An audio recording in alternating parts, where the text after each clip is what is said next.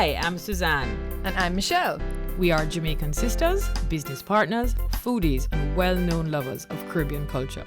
And we want you to journey with us to meet some of our friends, old and new, as we drop in on them for some island potluck. Get to know all the quirky and creative characters we meet and share in some good food, drink, conversation, laughter, and all-round wicked island vibes. Make no mistake, this is the real deal. Showing you what it is to live, work, and play in what is home for us. Coffee came to Jamaica in the early 1700s. It was brought here by the then Governor Nicholas Laws. And he planted coffee first in an area called Temple Hall in St. Andrew. By the year 1814, we were the world's largest producer. Wow. But more importantly, over time, our coffee growers moved into higher altitude areas because they recognized that these areas produced a very sweet, well-balanced coffee. I can't believe we've never been up here before. I know. You never tell us that you have this lovely house hidden away up here. We both want to move in up here with you.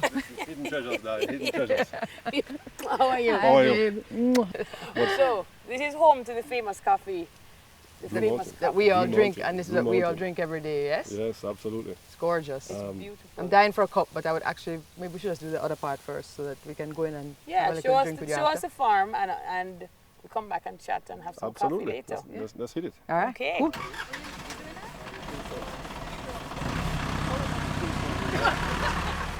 This here is a 20-year-old coffee tree. Wow. There are a combination of factors that make Blue Mountain coffee special. One of the main factors is the variety of coffee that we grow. It's Arabica typical variety. One of the things that we spoke about that gives the Blue Mountain coffee the special taste profile. Extraordinary taste. Absolutely. Is There's our soil anything to do with it? Of course, free draining soils. And you know, the thing is that the cloud cover up here, as you've noticed, Yes. you know, the fog and everything. Yeah, the mist and the mist dampness. Right. allows for the beans to stay on the tree and the sweetness in the coffee to intensify. A tree will be serviced by a reaper 7 to 8 times because the beans develop at certain points. So they pick more than once in the season from the same tree. Absolutely. We pick our coffee when it's cherry ripe Oh, because okay. that's when the Yeah. beans at its full It's maturity. sweetest too. Right. Absolutely. Okay. It's very important that when you take off the cherry ripe coffee, we remove the bean without taking off the stem. And that's very important because the coffee blossoms Back again from exactly. the stem. So Okay. it's very important that the reapers are focused on that. Of some skilled people picking the Yeah, beans. it Absolutely. looks like it's pretty delicate. Let me Let's see try. if you guys have any skill. Let me try. It's not hard, but let me see if Requires a little. So See, you it's take actually off. not that easy. You Look mash at up the that. man plan, Michelle. you know we won't be hiring you as a reaper anytime soon. That's No, I okay. don't We'll- think we'll- that I would be reaping for we'll you take very an long. internship next summer. You can come and do some reaping. So once the reapers have removed the cherry ripe coffee, it's then ready for the second phase of processing, Right. or the start of processing really, to convert it into that wonderful product that we all know. No. Yes. You have to show us the next Yeah, stage. let's go down to the factory and see the first phase of processing. Okay. Yeah, okay. We actually deal with 3,000 farmers. And they sell their cherry coffee to us and we process and manage it. And I mean, one of the wonderful things about that is that having a big, small farmer base, right, gets everybody in the community involved in the process. Sure. And so it's very important that, especially in the mountains, in the Blue Mountains, that everybody has some access to this opportunity. Blue Mountain coffee is an appellation or a region, much like you would in the wine industry associated with Bordeaux or Champagne. And why that is this region or this microclimate, because of a number of different factors, helps to create a consistent and unique taste profile. So the consumer can purchase a product knowing that they're going to get something that's consistently of a high quality. Today, a lot of people talk about wine, you know, as being a very sophisticated product. When you look at coffee and you compare it both, first of all, coffee has so many more taste profiles. It's such a harder product to grow.